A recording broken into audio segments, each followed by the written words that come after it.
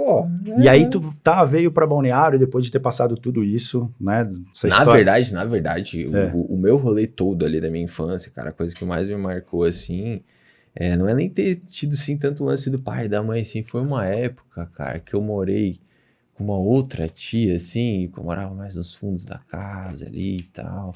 Então morava só eu e minha mãe numa casa nos fundos de um terreno, certo? Então, assim, pô, você imagina, dos 7 aos 12 anos, mais ou menos, só eu e ela morando dentro de casa, eu sem instrução nenhuma, uma mulher que não tem noção também de, porra, quase nada, cuidando da casa, né? E nessa fase, cara, foi uma fase que, porra, eu não comia muito. Na verdade, passei fome várias vezes, né? Minha geladeira só tinha uma margarina dentro, porque a margarina não precisa que a geladeira esteja ligada, né? Porra, eu pegava R$1, eu comprava R$1 de pão todo dia, isso daí dava 6 pães, era 3 pra mim, 3 pra minha mãe. E então, assim, senti fome, tinha vezes que eu ficava o dia inteiro sem comer. E enfrentei tudo isso sorrindo, porque eu tava naquele lugar ali de favor, entende? Ninguém me falava isso, ninguém me humilhava, ninguém era ruim comigo, entende? Mas eu me colocava no lugar. E eu tinha um primo praticamente da mesma idade que eu, com cara parecendo um porquinho de gordo, entendeu? E porque ele morava num ambiente que tinha disposição. Ele tava morando na casa de cima, entendeu? Então várias vezes assim, porra, eu andando de bicicleta no meio da tarde com aquela fome, eu ia pra escola pra comer, né?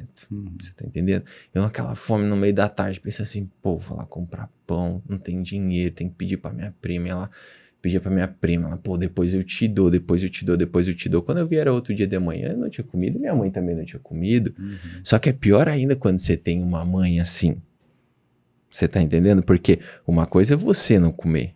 Outra coisa é você saber que a tua mãe não tá comendo porque você não tá fazendo nada e você pode fazer. Você pode ir lá de novo e pedir, você pode ir lá brigar. Então essa fase que eu passei nessa situação, quando eu conto bem contadinho nos detalhes, minha mulher, por exemplo, pira. Ela, porque ela nem eu desce, vi que aqui você deu uma segurada. Ela nem desce essas pessoas da minha família, entendeu? E pra mim eu amo eles. Porque eu vejo que eu fantasiei tudo isso de uma maneira que eles não sentiram que eu sentia tudo isso. Entendi. Entendeu? Então todas as coisas da minha vida... É aquele filme A Vida é Bela, né? Todas as coisas da minha vida... Hoje eu tava na Páscoa, eu tava me lembrando de 2 Páscoas que eu passei lá.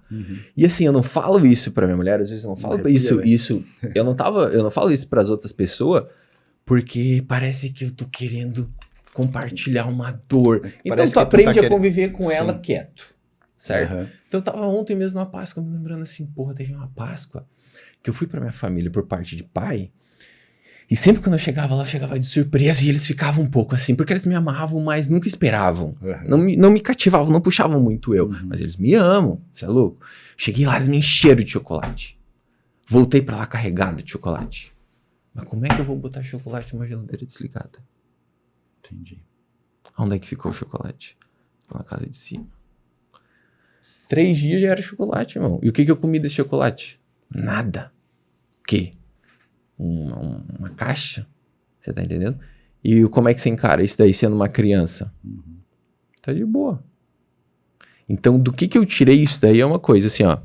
Hoje você pisa no meu pé, pá, negão, tu vai tomar uma coronhada.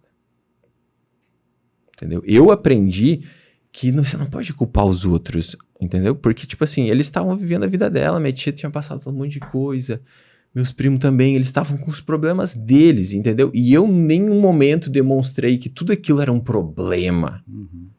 Reclamei, entendeu? Em nenhum momento eu lutei, sabe? Eu falava pra uma outra tia minha quietinho, entende? Então, o que eu tirei disso, principalmente que pra mim foi uma das piores fases da minha vida, é que assim, cara, é só você. É você. Entendeu? Não adianta você ficar olhando pra tua tia e falar assim, porra, ela poderia ter feito diferente. Porra, ela não sei o que. Porra, o outro não sei o que. Ela até poderia, mas a tua história, meu irmão, quem conta é você.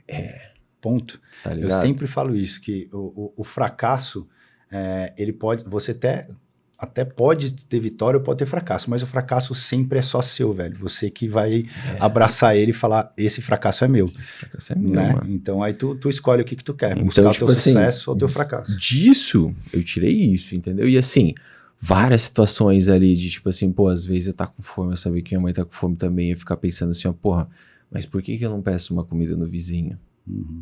Entendeu? Ah, porque a minha tia, tá, mas pode ser no outro, tá, mas tal, vergonha. Você não pedia, você passava fome. E a fome, mano, uma coisa é você sentir vontade de comer, né? Outra coisa é você sentir fome. A fome é uma parada que machuca, né? Que você prefere, às vezes, você ficar concentrando ali pra você dormir e... Enfim, né? Vai saber o que vai ser amanhã. Mas... nem eles. Eu nunca nem troquei uma ideia tão foda assim com eles, sabe? Às vezes nem eles sabem realmente tudo que eu passei.